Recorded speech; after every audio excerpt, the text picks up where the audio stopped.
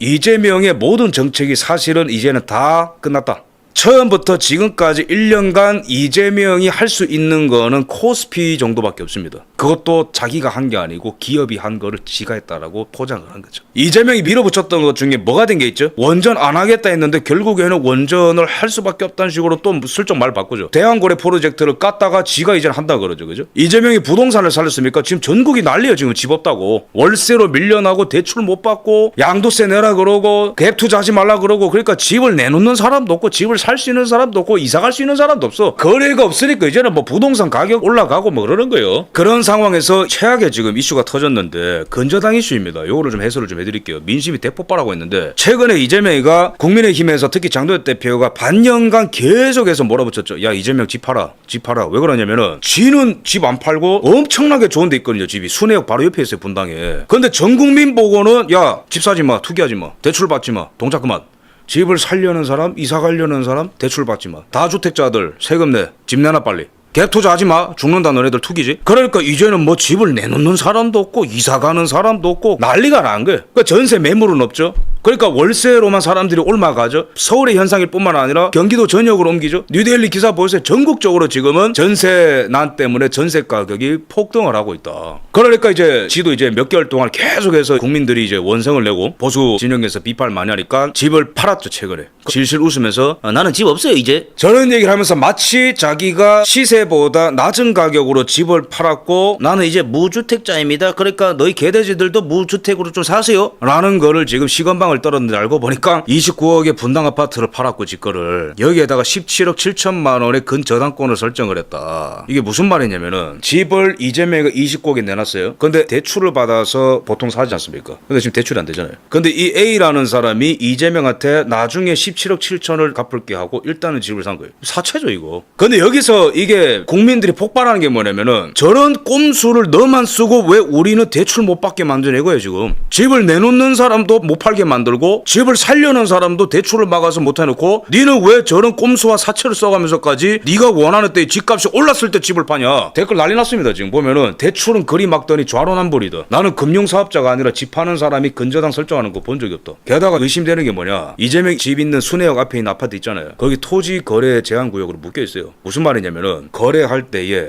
자금 출처를 구청장이 허가를 하는 구조라고. 근데 근저당이 29억에 17억 7천이면 60%가 넘어요. 저 왜 성사됐을까요? 이재명이가 그나마 올랐을 때 이때 고점이다라고 팔아! 라고 하고 싶은데 사실상 29억을 주고 저 아파트를 살 사람이 없어 보이니까 일단 근저당으로 때려 사! 나는 손해 안 보니까 또 다른 꼼수가 있을 수도 있고. 저 사람이 이재명으로부터 어떤 특혜를 받고 추가적으로 돈을 벌어서 저기 재개발 지역으로 돼 있거든요. 나중에 이재명한테 추가적으로 뭔가를 줄 수도 있고. 이런 의혹이 안 나올 수가 없지. 이거 대형 사건입니다. 이거 특검감입니다. 특검감. 이거를 실드 치고 앉아있는 사람들이 결국 가격 안 내리고 돈 받겠다는 건데 이거 뭐냐고. 대출 못 받아 사람들 미치려고 하는데 집 파는 사람이 근저당 17억에 내주는 거야? 이래 따질 거면은 왜 전 국민의 대출을 막았냐는 거지. 게다가 이제는 금리까지 올린 다음에 그러면 앞으로 더 힘들어지는 거예요. 대출 받는 사람도 초고금리를 내야 되는 거고 대출을 받을 사람과 받은 사람이 다 힘들어지는 거예요. 근데 지는 지가 원하는 때에 29억에 딱 팔아놓고 그걸 사는 사람은 근저당으로 땡기게 해준다. 네 집만 집이가. 시세보다 떨어지는 가격으로 팔았다고? 29억 그거 지금 시세 30억이냐 1억 낮춘 거예요. 게다가 올랐어 작년보다. 미쳤나. 이건 탄핵감이다. 탄핵감 맞습니다 여러분. 이거 전 국민의 주거의 자유를 흔들어 놓고 전 국민의 경제의 자유를 흔들어 놓고 지 혼자 거주하고 지 혼자 차익 실현한 거거든요. 사실상 대통령 직에 있는 사람이 가짜지만 사채를 해준 겁니다. 그래서 사채 천재라고 하는 거예요. 그래서 지금 벌써 이런 짤이 돌아다닙니다. 더불어 근저당 너네 이름 바꿔라. 더불어 근저당.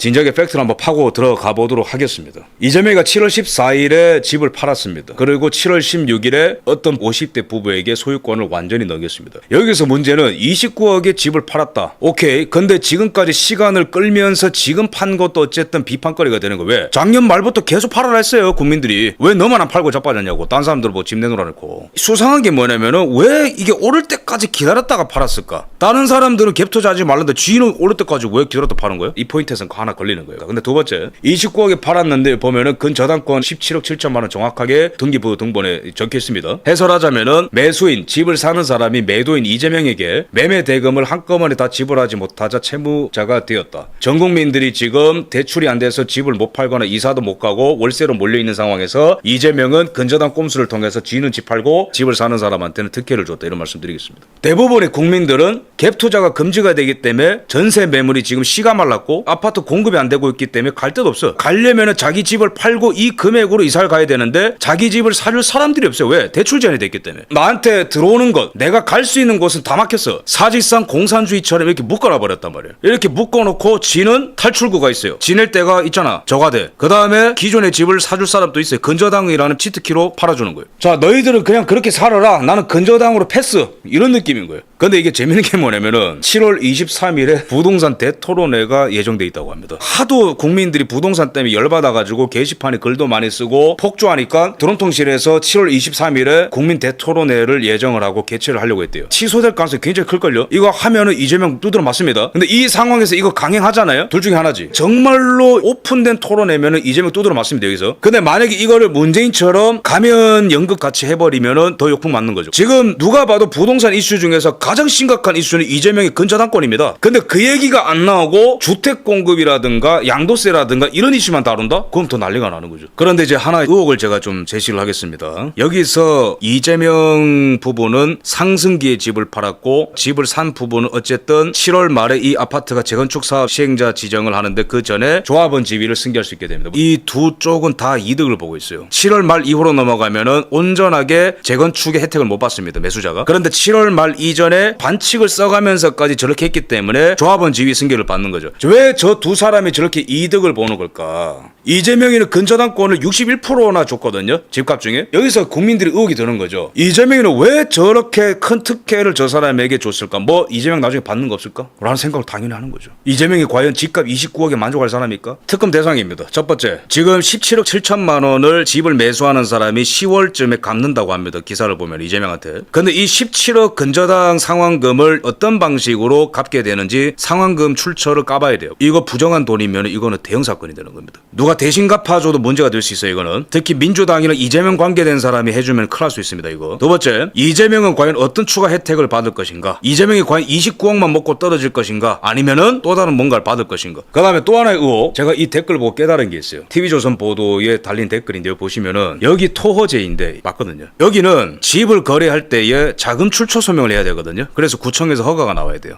재밌는 건 올 초에 성남에 있는 다른 구들은 토지 거래 허가 내역이 다 공개가 돼 있었거든요. 근데 보시면은 이재명의 분당구만 데이터가 비공개 처리가 되었다. 그러니까 원래는 이게 오픈이 돼 있어야 되거든요. 근데 왜 이재명의 집이 있는 분당구만 저게 공개가 돼 있지 않았을까? 그럼 여기서 의문이 드는 거죠. 보통 이렇게 토지 거래를 제한이 돼 있는 구역 같은 경우에는 자금 출처가 소명이 돼야 되는데 60% 이상을 근저당으로 묶어 놓은 거래를 이재명이라서 봐줬나? 다른 사람들은 다 허가받으라고 하는데 이재명이는 근저당이 60% 이상 돼 있는데도 봐줬나? 그러한 거래들이 왔다 갔다 하는 게 혹시나 걸리면 안 되기 때문에 상상을 초월하는 뭔가가 있을 수도 있습니다.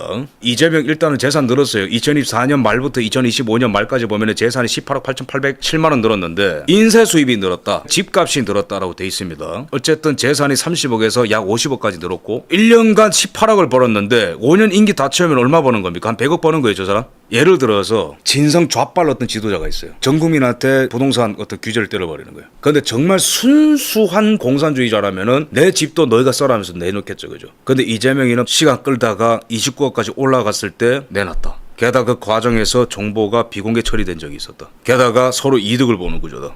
야. 지금 5대 은행 대출을 보면은 주택 대출 쪼이기. 그러면 앞으로 이제 금리가 더 올라가게 되면은 또 난리가 나는 거죠. 그 다음에 전세난은 지금 경기도까지 번지고 있고 올 초보다 매물 30% 급감을 했고 지도를 보시면은 광명, 구리, 부천, 동두천 매물 다 줄어들죠. 이게 바로 이재명 정책의 효과입니다. 대출 줄이고 갭 투자 줄이고 세금 물리고 토지 거래 제한해버리고. 아파트 전세 및 월세 수급 지수 추이 보면 계속 올라가죠. 100을 넘는다는 게 무슨 말이냐면 수요가 공급보다 많다는 거죠. 정확하게 데이터가 다 뒷받침합니다. 이재명이가 전국을 다 말아먹고 지 혼자 이제 탈출했다는 거예요. 뉴델리 보도 보면은 서울 경기뿐만 아니라 경남, 충남, 전남, 전북 등 다 지금 올라가고 있어요. 서울 집값 막는 거 계곡 정비보다 쉽다 얘기했더니 오히려 취임 1년간 14% 급등하면서 역대 최고를 찍었죠. 얘의 정책이 정확하게 공산사회주의 정책이고 이념적으로도 정치적으로도 경제적으로도 틀렸다. 수치화해서 객관할 수 있다. 거기서 국민들이 많이 피해를 보고 있다. 그런데 혼자 이득을 보고 탈출했다 이렇게 보면 되겠습니다. 오랫동안 계속해서 겨냥했어요. 다주택자를 겨냥하면서 대출 연장해주지 마라. 몇 년 전에도 비주거용으로 사서 돈벌이 하는 경우는 금융 혜택도 제한해야 된다. 여기서 드는 질문. 저자들은 정말로 사회주의 좌파 정말 순수한 사람들이라서 대출 줄이고 이러면 부동산 가격이 잡힌다고 생각해서 저러는 걸까? 저는 높은 확률로 아니라고 생각합니다. 요 밑에 있는 똘마니들 있잖아요. 이거 이찬진 다주택자가 못 되도록 제한해야 된다. 헌법을 바꿔서도 그렇게 해야 된다. 해놓고 지는 주택 2개,